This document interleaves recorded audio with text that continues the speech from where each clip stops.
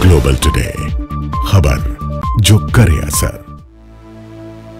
जहां बेटी को देवी का स्वरूप मानकर पूजा जाता है, वहीं कुछ मानसिकताएं आज भी बेटी को अभिशाप मानती हैं। उधम सिंह नगर के काशीपुर क्षेत्र से एक ऐसा ही हैरान कर देने वाला मामला सामने आया है, जहां एक महिला को सिर्फ इसलिए अपनी जान गंवाने की नौबत आ गई क्योंकि उसने एक बेटी को जन्म दिया।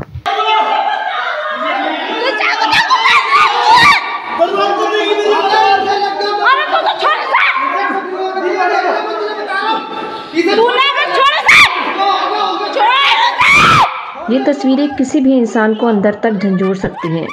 एक महिला बालों से घसीटी जा रही है, उसके हाथ बंधे हुए हैं, वो रहम की भीख मांग रही है, लेकिन हाथ में पेचकस और हथौड़ी लिए उसका पति बेरहमी से वार कर रहा है। पीड़िता का आरोप है हमलावर और कोई नहीं बल्कि उसका पति ही है। मेरे पति ने मुझे इतनी बेरहमी से मारा है। मैंने अपनी वीडियो पोस्ट भी डाली थी। पुलिस के पास मैं बहुत एप्लीकेशन भी दे चुकी हूँ, सब कुछ कर चुकी हूँ, लेकिन पुलिस ने उसे 24 घंटे से पहले अगले दिन रविवार को छोड़ दिया। रविवार को जमानत नहीं हुई थी, फिर भी उसे छोड़ दिया।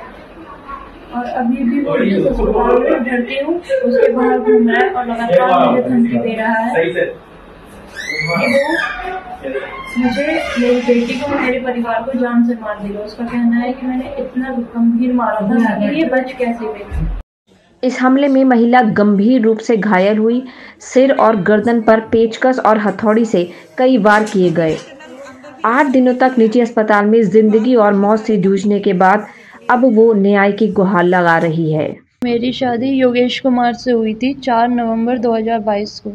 उसके 2-3 महीने बाद से उसने और उसकी फैमिली ने मेरे से डिमांड करनी शुरू कर दी कि सोने के जेवर नहीं लाई और कैश नहीं लाई 5 लाख रुपए।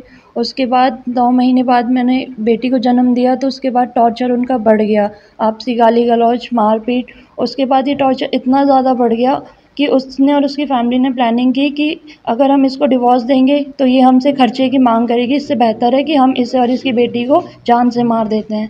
उनकी प्लानिंग के तहत उन्होंने मुझे शंकरपुरी में, हम किराए पे रहते थे, वहाँ पे 29 तारीख को उसने मेरे को 20 तारीख को उसने मेरे को मायके किराए कि तू अपने मायके चले जा।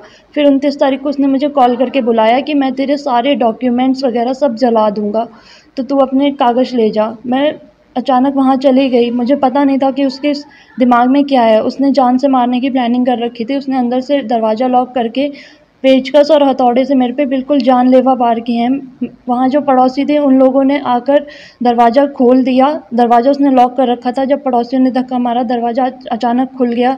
फिर भी लोग इतने डरे हुए थे कि लास्ट में जब मेरा बिल्कुल दम निकलने वाला था, तब जाके लोगों ने मुझे बचाया।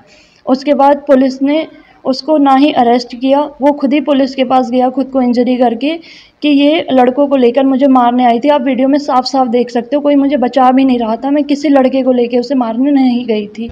8 दिनों तक निजी अस्पताल में जिंदगी और मौत से जूझने के बाद वो अब न्याय की गुहार लगा रही है। मेरी मांग ये है सर कि उचित कार्रवाई, उचित धारा, उसने मेरे को जान से मारने के अटेम्प्ट टू मर्डर की जो धारा लगती हैं उसके ऊपर वही लगनी चाहिए। पुलिस ने इसको आपसी लड़ाई झगड़ा बताकर सिंपल सी धारा, जिसमें उसे अचानक से जमानत मिल जाएगी। मेरे पे इतना बड़ा इंसिडेंट करने के बाद भी वो हॉस्पिटल के बाहर लगातार आके कॉल पे हमको धमकियां दे के गया है कि पुलिस मेरा कुछ नहीं कर सकती, मैं तो सबको जान से मार के 7 साल की सजा काट के आ जाऊँगा। घटना काशीपुर थाना क्षेत्र की महादेव कॉलोनी की है। हरजिंदर कौर ने मानपुर निवासी योगेश कुमार से नवंबर 2022 में प्रेम विवाह किया था। शादी के 3 महीने बाद से ही दहेज की मांगें शुरू हो गई थीं और बेटी के जन्म के बाद अत्याचारों की सीमा पार हो गई। पीड़िता का दावा है कि 29 मार्च को उसे डॉक्यूमेंट्स के बहाने बुलाया गया और फिर घर में बंद कर उस पर जानलेवा हमला किया गया। पड़ोसियों ने शोर सुनकर दरवाजा खोला और उसकी जान बचाई। हरजिंदर की मां जसविंदर कौर बताती हैं, ससुराल वाले बेटी की जगह बेटा चाहते थे, उन्हें जेवर और दहेज चाहिए था। एक दिन बुलाकर बेटी को अकेले कमरे में बंद किया गया और फिर उस पर पेचकस और हथौड़ी से हमला किया गया। दहेज चाहिए था, उनको जेवर चाहिए थे, गहने चाहिए थे, सोने के लड़का चाहिए था, पकड़ पकड़ के निकाला गया, अपने आप ही भेज देता था। बाद में लोगों से बोलता था कि मायके में ही रहती है, मेरे को तो यहाँ खाना नहीं देती, मायके में ही रहती है, जा जाके अपने आप ही हाथ पकड़ पकड़ के निकाल देता था। इस पूरे मामले पर क्षेत्राधिकारी काशीपुर दीपक सिंह का कहना है, मामला दर्ज कर लिया गया है। मेडिकल रिपोर्ट के अनुसार धाराएं बढ़ाई गई हैं और आरोपी फिलहाल रिमांड पर है। ये ITI का मामला है। इसमें ITI थाने में 30 तारीख को एक FIR पंजीकृत है। जो प्रथम दृष्टिया जो तहरीर के आधार पर मुकदमा पंजीकृत किया गया था, इसमें वेचक द्वारा अग्रिम कार्रवाई की गई, डॉक्टर वगैरह के बयान लिए गए, उनके द्वारा जो मेडिकल किया गया था उसका अवलोकन किया गया, उसके आधार पर जो धाराएं थी उनकी वृद्धि की गई और वर्तमान में इसका विवेचना प्रचलित है और जो अभियुक्त है वो रिमांड पर है। हरजिंदर कौर अब न्याय की उम्मीद में है। उसका सवाल है, जब सबूत मौजूद हैं, वीडियो मौजूद है, तो फिर कार्यवाही अधूरी क्यों है? ये कहानी सिर्फ एक महिला की नहीं, उन सभी बेटियों की है जो आज भी दहेज और पितृसत्ता की बलि चढ़ रही हैं।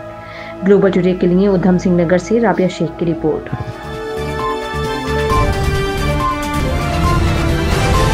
ग्लोबल टुडे, खबर जो करे असर।